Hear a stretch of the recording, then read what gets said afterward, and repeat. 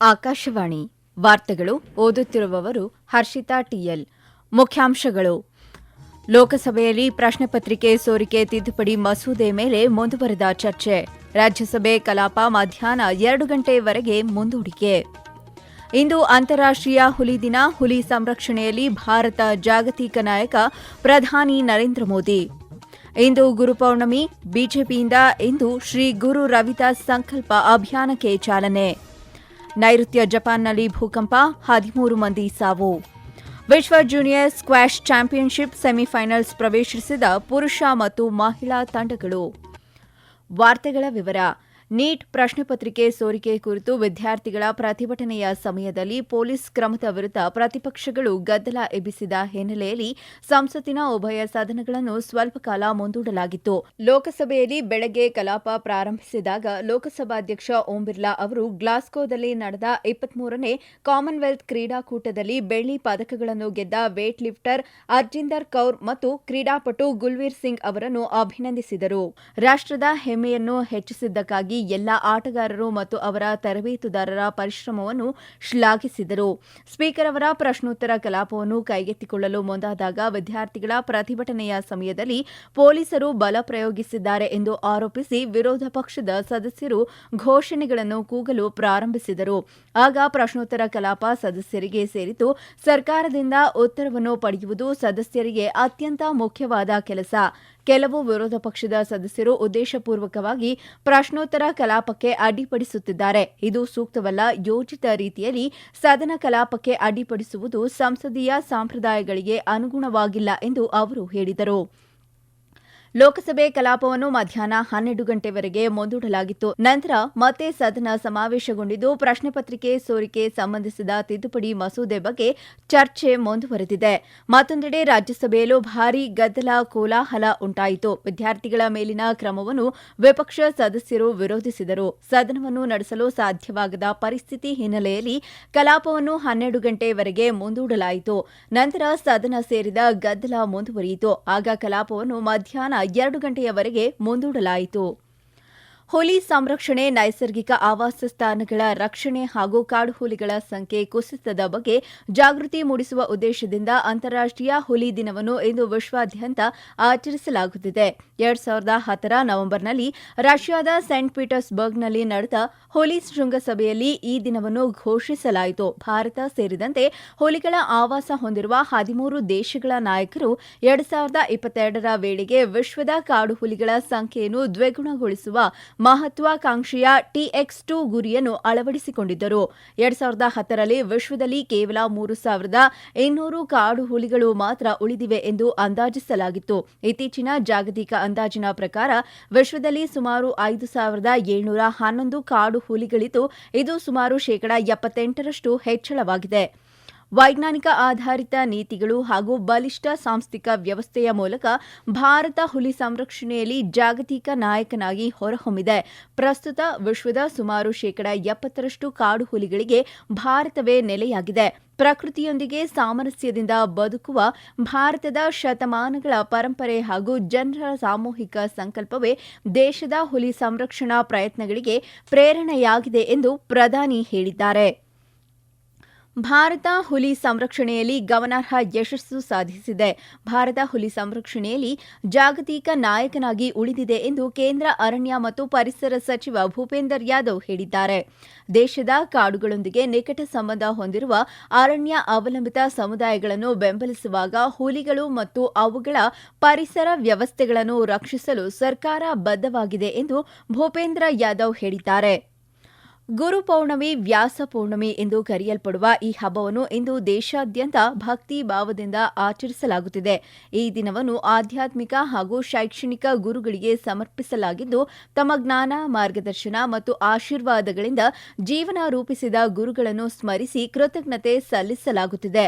ಬೌದ್ಧ ಸಂಪ್ರದಾಯದ ಪ್ರಕಾರ ಜ್ಞಾನೋದಯ ಪಡೆದ ಬಳಿಕ ಭಗವಾನ್ ಬುದ್ಧರು ಇದೇ ದಿನ ಬೋಧಗಯಾದಿಂದ ಸಾರನಾಥಕ್ಕೆ ತೆರಳಿ ತಮ್ಮ ಮೊದಲ ಧರ್ಮೋಪದೇಶವನ್ನು ನೀಡಿದರು. ಹೀಗಾಗಿ ಬೌದ್ಧ ಧರ್ಮದ ಅನುಯಾಯಿಗಳು ಈ ದಿನ ಭಗವಾನ್ ಬುದ್ಧರನ್ನು ಪೂಜಿಸಿ ಗೌರವ ಸಲ್ಲಿಸುತ್ತಾರೆ.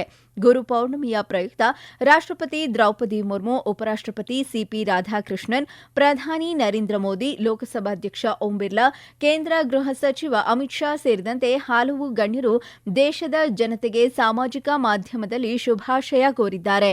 ಗುರುಗಳು ಕೇವಲ ಜ್ಞಾನವನ್ನು ಬೋಧಿಸುವುದಲ್ಲದೆ ತಮ್ಮ ಶಿಷ್ಯರಲ್ಲಿ ಸಕಾರಾತ್ಮಕ ಚೈತನ್ಯವನ್ನು ತುಂಬಿ ಉದಾತ್ತ ಚಿಂತನೆಗಳು ಹಾಗೂ ಉತ್ತಮ ಸಂಸ್ಕಾರಗಳನ್ನು ಬೆಳೆಸುತ್ತಾರೆ ಎಂದು ಪ್ರಧಾನಮಂತ್ರಿ ನರೇಂದ್ರ ಮೋದಿ ಹೇಳಿದ್ದಾರೆ. ಗುರುಗಳ ಆದರ್ಶವನ್ನು ತಮ್ಮ ಜೀವನದ ಶಕ್ತಿಯನ್ನಾಗಿ ರೂಪಿಸಿಕೊಳ್ಳುವಂತೆ ದೇಶದ ಜನತೆಗೆ ಪ್ರಧಾನಿ ಕರೆ ನೀಡಿದ್ದಾರೆ.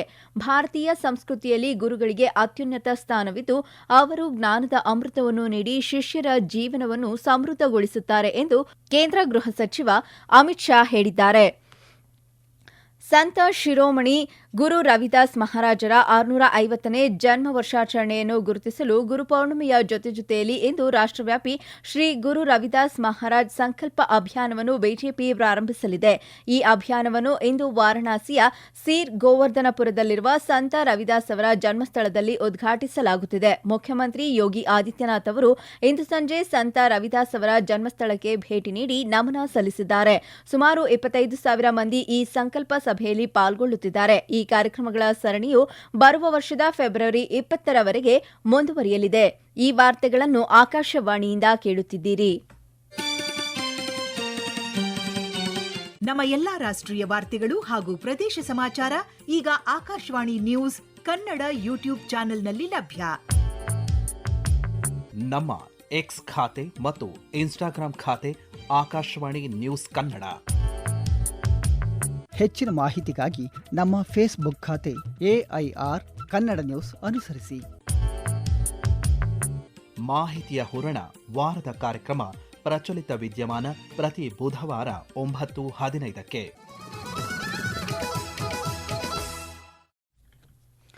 ಪೇಟಿಎಂ ಪೇಮೆಂಟ್ ಬ್ಯಾಂಕ್ ಲಿಮಿಟೆಡ್ನ ಕಾರ್ಯಾಚರಣೆಯನ್ನು ವಿಸರ್ಜಿಸುವ ಪ್ರಕ್ರಿಯೆಗೆ ಚಾಲನೆ ನೀಡಿರುವುದಾಗಿ ಭಾರತೀಯ ರಿಸರ್ವ್ ಬ್ಯಾಂಕ್ RBI ತಿಳಿಸಿದೆ. ಈ ಪ್ರಕ್ರಿಯೆಯ ಅಧಿಕೃತ ಲಿಕ್ವಿಡೇಟರ್ ಆಗಿ ಸ್ಟೇಟ್ ಬ್ಯಾಂಕ್ ಆಫ್ ಇಂಡಿಯಾದ ಮಾಜಿ ಮುಖ್ಯ ಪ್ರಬಂಧಕ ಗಿರಿಕುಮಾರ್ ನಾಯರ್ ಅವರನ್ನು ನೇಮಕ ಮಾಡಲಾಗಿದೆ. ದೆಹಲಿ ಹೈಕೋರ್ಟ್ ಬ್ಯಾಂಕಿಂಗ್ ನಿಯಂತ್ರಣ ಕಾಯ್ದೆ 1949 ಹಾಗೂ ಕಂಪನಿಗಳ ಕಾಯ್ದೆ 2013ರ ನಿಬಂಧನೆಗಳ ಅನ್ವಯ ಪೇಟಿಎಂ ಬ್ಯಾಂಕ್ ಅನ್ನು ವಿಸರ್ಜಿಸಲು ಅನುಮತಿ ನೀಡಿರುವ ಹಿನ್ನೆಲೆಯಲ್ಲಿ ಈ ಕ್ರಮ ಕೈಗೊಳ್ಳಲಾಗಿದೆ ಎಂದು RBI ತಿಳಿಸಿದೆ.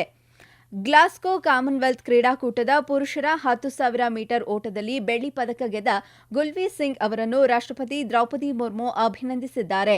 ಸಾಮಾಜಿಕ ಮಾಧ್ಯಮ ಪೋಸ್ಟ್ನಲ್ಲಿ ರಾಷ್ಟ್ರಪತಿ ಅವರು ಗುಲ್ವೀರ್ ಸಿಂಗ್ ಅವರ ಅದ್ಭುತ ಪ್ರದರ್ಶನವು ಪುರುಷರ 10,000 ಮೀಟರ್ ಓಟದಲ್ಲಿ ಭಾರತಕ್ಕೆ ಮೊದಲ ಕಾಮನ್ವೆಲ್ತ್ ಕ್ರೀಡಾಕೂಟದ ಪದಕ ತಂದುಕೊಟ್ಟಿದೆ ಎಂದು ತಿಳಿಸಿದ್ದಾರೆ.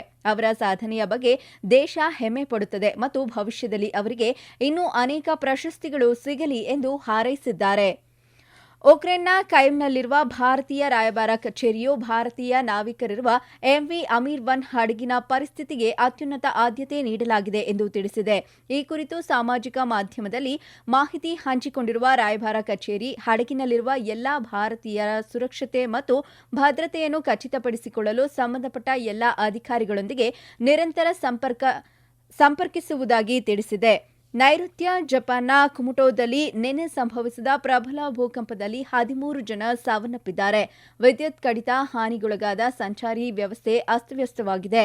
ಕ್ಯುನ್ಶು ಶಿಂಕನ್ಸೆನ್ ಬುಲೆಟ್ ರೈಲು ಹಾಗೂ ಕೆಲವು ವಿಮಾನ ನಿಲ್ದಾಣ ಕಾರ್ಯಾಚರಣೆಗಳನ್ನು ಸ್ಥಗಿತಗೊಳಿಸಿದೆ. ತುರ್ತು ರಕ್ಷಣಾ ಕಾರ್ಯಾಚರಣೆ ಮುಂದುವರೆದಿದ್ದು, ತೀವ್ರ ಹಾನಿಗೊಳಗಾದ ಪ್ರದೇಶಗಳಲ್ಲಿ ರಕ್ಷಣಾ ಪ್ರಯತ್ನಗಳು ನಡೆಯಲಿವೆ ಎಂದು ಪ್ರಧಾನಿ ಸನೆ ತಕೈಚಿ ಹೇಳಿದ್ದಾರೆ. 36,900ಕ್ಕೂ ಹೆಚ್ಚು ಮನೆಗಳು ಇನ್ನೂ ವಿದ್ಯುತ್ ಸಂಪರ್ಕ ಕಡಿತಗೊಂಡಿವೆ ಮತ್ತು ಕೆಲವು ಪ್ರದೇಶಗಳಲ್ಲಿ ಸಂವಹನ ಜಾಲಗಳು ಕಾರ್ಯನಿರ್ವಹಿಸುತ್ತಿಲ್ಲ. ಒಂಟಾರಿಯೋದಲ್ಲಿ ನಡೆಯುತ್ತಿರುವ ವಿಶ್ವ ಜೂನಿಯರ್ ಸ್ಕ್ವಾಷ್ ಚಾಂಪಿಯನ್ಶಿಪ್ ಭಾರತದ ಪುರುಷರು ಮತ್ತು ಮಹಿಳೆಯರ ತಂಡ ಸೆಮಿಫೈನಲ್ಸ್ ಪ್ರವೇಶಿಸಿದೆ. 5ನೇ ಶ್ರೇಯಾಂಕದ ಭಾರತೀಯ ಪುರುಷರ ತಂಡ ಕುವೈತ್ ವಿರುದ್ಧ 2-1 ಅಂತರದಿಂದ ಗೆಲುವು ಸಾಧಿಸಿತು. ಮಹಿಳಾ ತಂಡ ದಕ್ಷಿಣ ಆಫ್ರಿಕಾ ವಿರುದ್ಧ 3-0 ಅಂತರದಿಂದ ಜಯ ಗಳಿಸಿತು. ಕೊನೆಯಲ್ಲಿ ಮತ್ತೊಮ್ಮೆ ಮುಖ್ಯಾಂಶಗಳು. ಲೋಕಸಭೆಯಲ್ಲಿ ಪ್ರಶ್ನೆ ಪತ್ರಿಕೆ ಸೋರಿಕೆ ತಿದ್ದುಪಡಿ ಮಸೂದೆ ಮೇಲೆ ಮುಂದುವರೆದ ಚರ್ಚೆ. ರಾಜ್ಯಸಭೆ ಕಲಾಪ ಮಧ್ಯಾಹ್ನ 2 ಗಂಟೆವರೆಗೆ ಮುಂದೂಡಿಕೆ. ಇಂದು ಅಂತಾರಾಷ್ಟ್ರೀಯ ಹುಲಿ ದಿನ. ಹುಲಿ ರಕ್ಷಣೆಯಲ್ಲಿ ಭಾರತದ ಜಾಗತಿಕ ನಾಯಕ ಪ್ರಧಾನಿ ನರೇಂದ್ರ ಮೋದಿ. ಇಂದು ಗುರುಪೌರ್ಣಮಿ. ಬಿಜೆಪಿಯಿಂದ ಇಂದು ಶ್ರೀ ಗುರು ರವಿದಾಸ್ ಸಂಕಲ್ಪ ಅಭಿಯಾನಕ್ಕೆ ಚಾಲನೆ. ನೈಋತ್ಯ ಜಪಾನ್ನಲ್ಲಿ ಭೂಕಂಪ 13 ಮಂದಿ ಸಾವು. ವಿಶ್ವ ಜೂನಿಯರ್ ಸ್ಕ್ವಾಷ್ ಚಾಂಪಿಯನ್ಶಿಪ್ ಸೆಮಿಫೈನಲ್ಸ್ ಪ್ರವೇಶಿಸಿದ ಪುರುಷ ಮತ್ತು ಮಹಿಳಾ ತಂಡಗಳು. ಇಲ್ಲಿಗೆ ವಾರ್ತಾ ಪ್ರಸಾರ ಮುಕ್ತಾಯವಾಯಿತು. ನಮ್ಮ ಮುಂದಿನ ವಾರ್ತಾ ಪ್ರಸಾರ ಮಧ್ಯಾಹ್ನ 2:30ಕ್ಕೆ.